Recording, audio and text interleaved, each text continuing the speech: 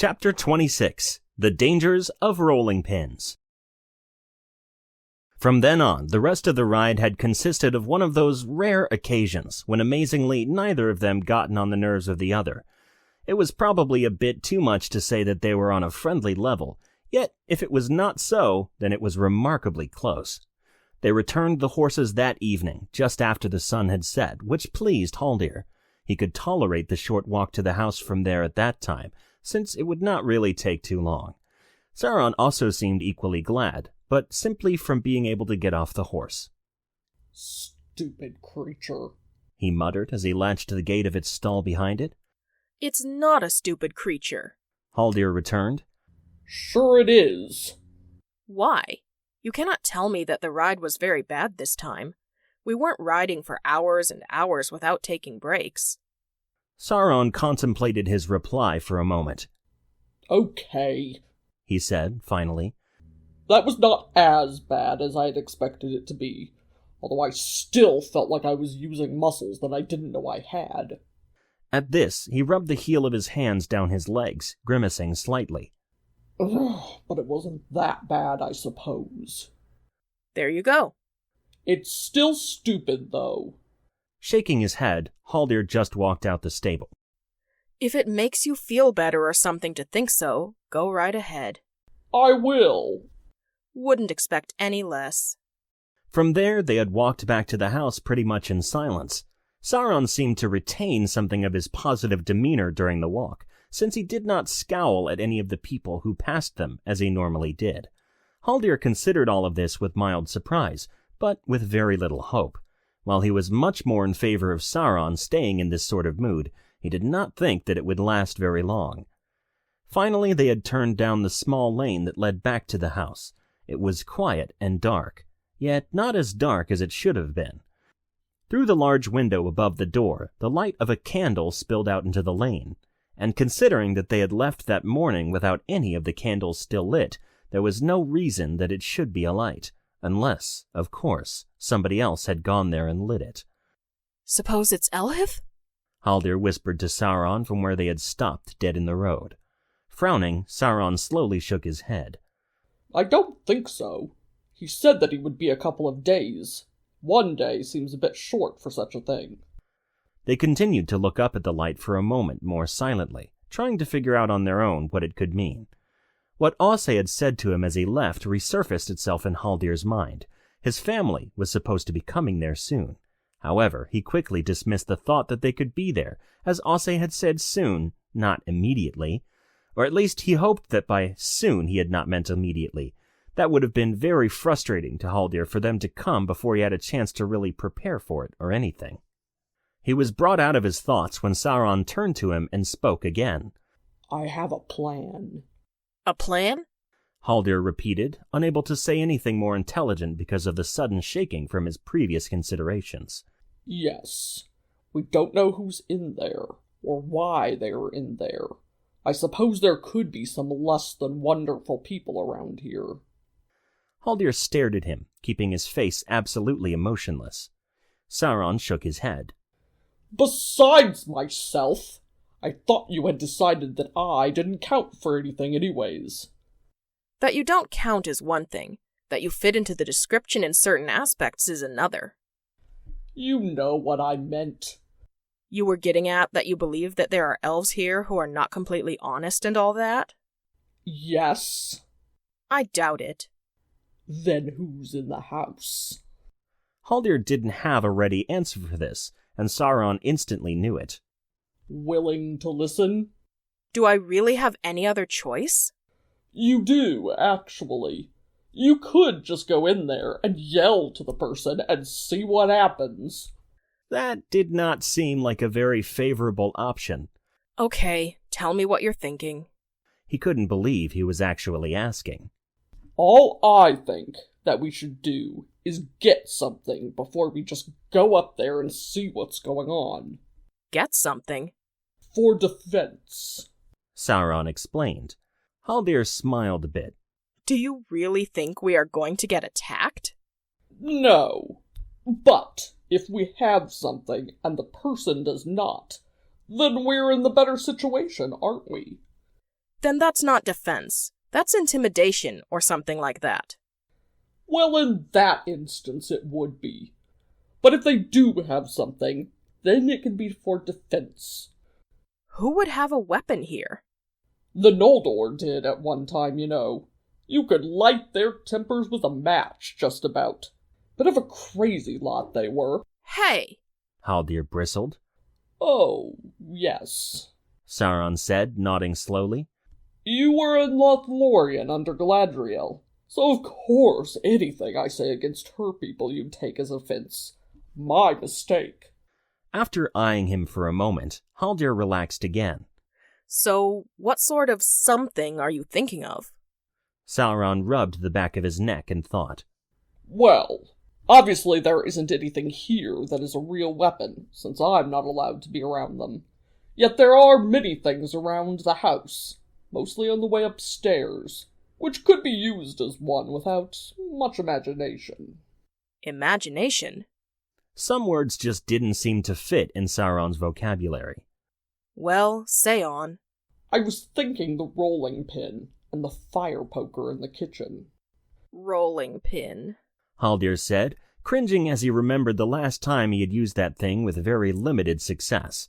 Or, probably more accurately, with no success. Does that sound like a good idea? Haldir was a bit taken aback that Sauron was actually asking for his opinion. That hadn't happened. Yes. That sounds fine. He finally got out. Good. So we will go in there and get those, and then head upstairs to see who it is. Haldir nodded and followed Sauron up to the door. Slowly, Sauron opened it, gently pushing it in so that it didn't make a sound, and then closing it again behind Haldir. They both then snuck into the kitchen to get out their weapons of choice for the evening. You seem to actually have an amount of grace for once, Haldir could not help but point out in a very low whisper as Sauron made his way around the kitchen without running into anything or tripping. Yes, when I take the time to, I can have quite an amount. You should see me dance. He whispered back casually as he pulled the rolling pin from among the other various food preparation utensils without causing anything to clang or ring. Haldir almost let out a small yelp of laughter at this, but Sauron shot him a warning glance before he could. Even in the dim light, Haldir could tell when he had looked over, since his eyes, which at all times had at least a bit of that disturbing fiery light to them, showed up especially in the dark. And that was a joke, so don't go asking me if I really did. Haldir nodded, although he didn't suppose it was very noticeable, and swallowed his laughter as he made his way to the hearth to retrieve the poker. When he got this, he stood straight again and looked over to where he could see Sauron's silhouette. Your eyes are creeping me out, he said as he looked at him and couldn't ignore having those glowing things staring at him anymore. That had always been a bit of the point, Sauron answered, blinking. Well, yes, I suppose so, but still. Apparently, Sauron was giving him one of those whatever-you-say nods by the way his eyes bobbed a bit, and then turned back towards the door. Haldir rolled the fire poker in his hand thoughtfully and followed. They made their way up the stairs now, not speaking to each other as they came closer to the top. Haldir stayed behind Sauron during this time for two reasons. If there really was any sort of danger, which he doubted very highly, then Sauron would be the first one to come into contact with it, and secondly, because at the moment, Sauron wasn't doing too bad of a job leading. Once at the top, they looked around a bit, but saw nobody. The candles all along the hall, however, had been lit and were shining in the dark. There obviously had to be somebody about. Sauron did not wait long there and went into the hall, going to the first door he came to and looking under it. When this did not seem to have any light, he went to the next, and so on.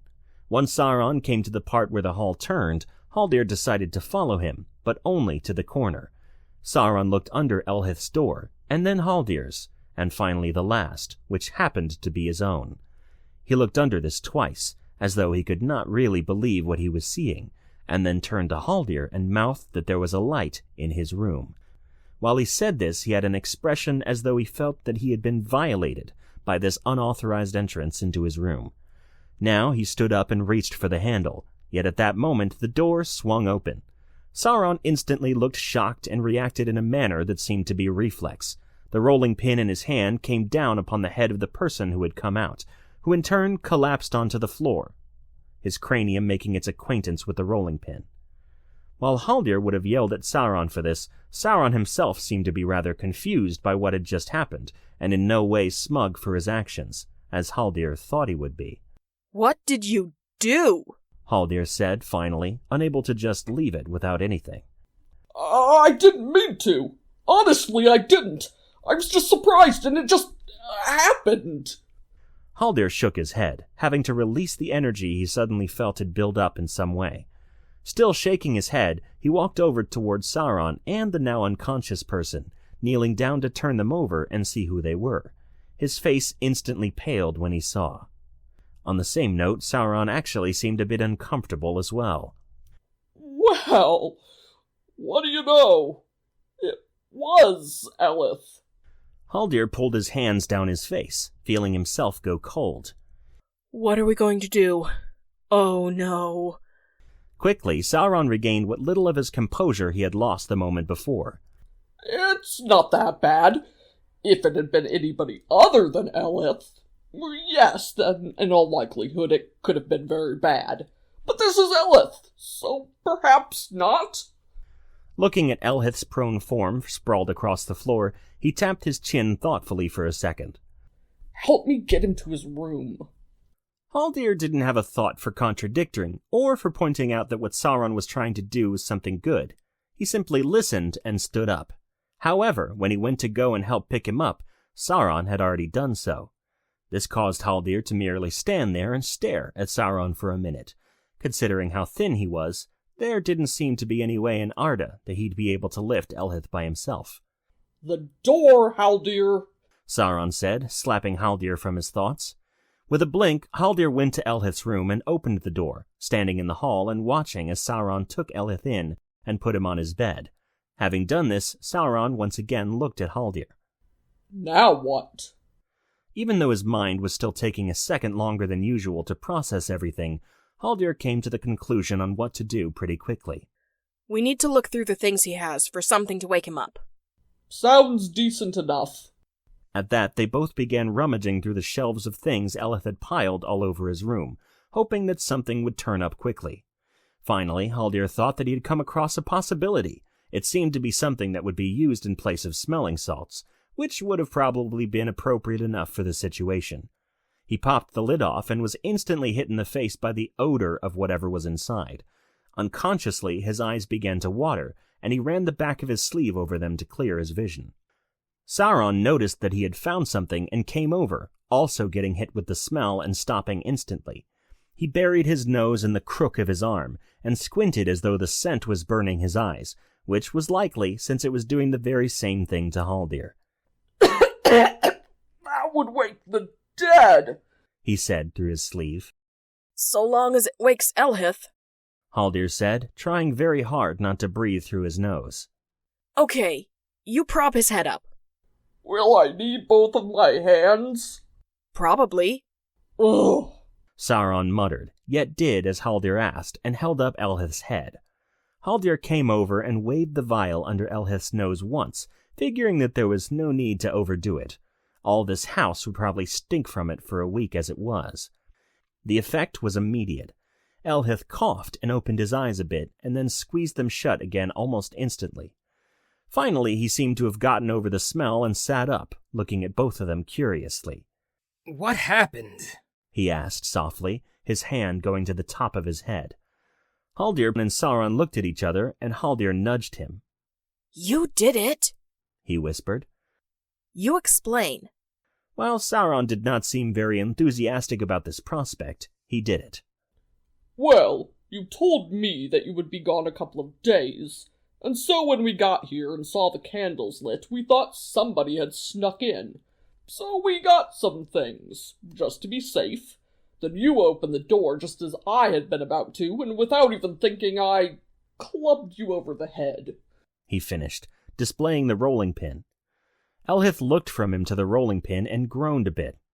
So that's why I feel like my head is split open? Probably. Sauron answered.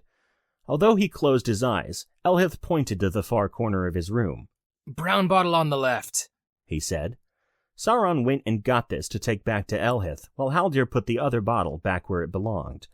When Sauron put the bottle in his hand, Elhith pulled out 2 pills from it, swallowing them dry and then sitting there silently. Up to then, Haldir was still unsure about his mood.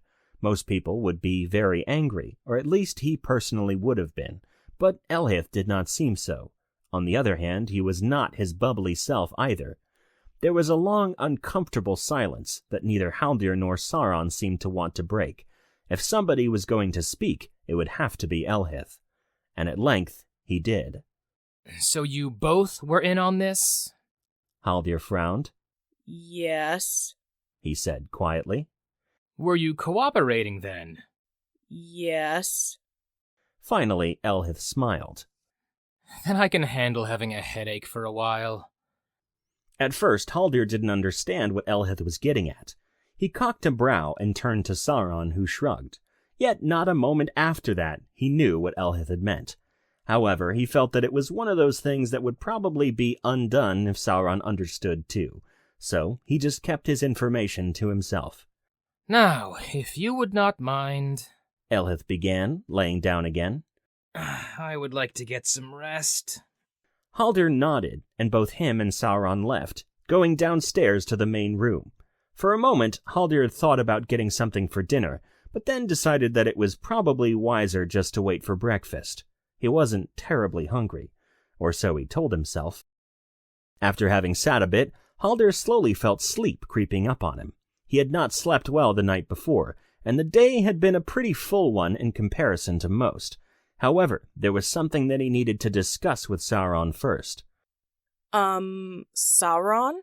Haldir began, trying to figure out a way to present his thoughts without instantly making them something that Sauron could twist into one of his deals. Yes? My family is going to be coming here soon, he said, slowly. Is that so?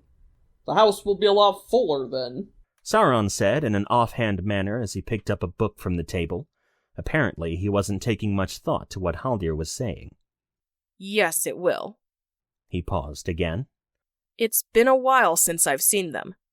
That happens when you're killed. Haldir rolled his eyes. I know, but I was just wondering if you would try to act less like you normally do. Sauron looked up at him from the book he was skimming through. And you mean? Try to be cordial for once. Not even just indifferent, which would on most days be nice in itself, but attempt to be pleasant. There was a small pause, and then Sauron looked down at the book again. I don't see anything that could benefit me for doing something which is apparently so far from my nature, he said, flipping a page. Haldir sighed. You can't just do something for once because I would appreciate it? Does everything you do have to have some sort of benefit? This time the pause was longer. Yes, he replied, but he did not seem quite as adamant about it as he usually would. Please? Just for a day, so that they can get settled a bit, and I can enjoy having them around, and not need to worry that you are going to be up to something? Setting the book down, Sauron considered what Haldir said while fiddling with his belt. While Haldir had thought of continuing the argument some to try and bring up additional points, he decided that it would probably be best if he just was silent. He was starting to think that leaving things in quiet was a pretty good idea. Finally, Sauron answered. All right. Haldir couldn't believe it. He might have wanted Sauron to agree, but he hadn't thought that it would actually happen. You will? He said, incredulously. Sauron closed his eyes, as though really thinking about what he was agreeing to, and then nodded his head. Yes, I suppose. Thank you, Haldir said, still a bit in shock. Yeah, you're welcome. And then they sat there uncomfortably. Sauron cleared his throat. I would like to add that if I'm doing a favor for you now, I will expect that sometime in the future, when I need to ask something of you, you will comply and all that. Yes, of course. Haldir then thought about it for a moment. Well, so long as it is not like you're asking me to go do something really bad or anything. Fair enough. So, if that is all settled, Haldir began, getting up. I suppose I will go to bed so that I'll be ready for tomorrow. Sauron looked at him questioningly. What's tomorrow? I am going to get the house ready for them to come. After all, it's only been us 3 here, and it's not really as clean as it could be. With a snort, Sauron shifted a little. Speak for your own things. My room is perfectly clean, thank you very much. I'm sure, Haldir replied sarcastically. It is. If you don't believe me, I give you permission to take a look. I bet it looks better than your room. We'll see. Haldir left then and made his way upstairs, going quietly to keep from waking Elhith up. As Sauron had suggested, if Haldir did not believe that his room was clean, Haldir went to the door and opened it, and to his surprise, it was just as Sauron had said. It was cleaner than his own. Told you, Sauron said, right behind him. Haldir just about jumped out of his skin. Next time, could you not do that? He asked, while trying not to look quite as surprised as he was. No, Sauron said with a smile. It was too much fun. Haldir kept from saying the next thing that came to his mind to say. Sauron made his way around Haldir and into his room. Now that I've proven my point, you can go off to bed. He gave a false smile, which Haldir returned in kind. Thank you for your permission. It was quite necessary. All you need to do is ask, and I'm more than happy to give such things. I know it, Haldir muttered under his breath as he went to his room.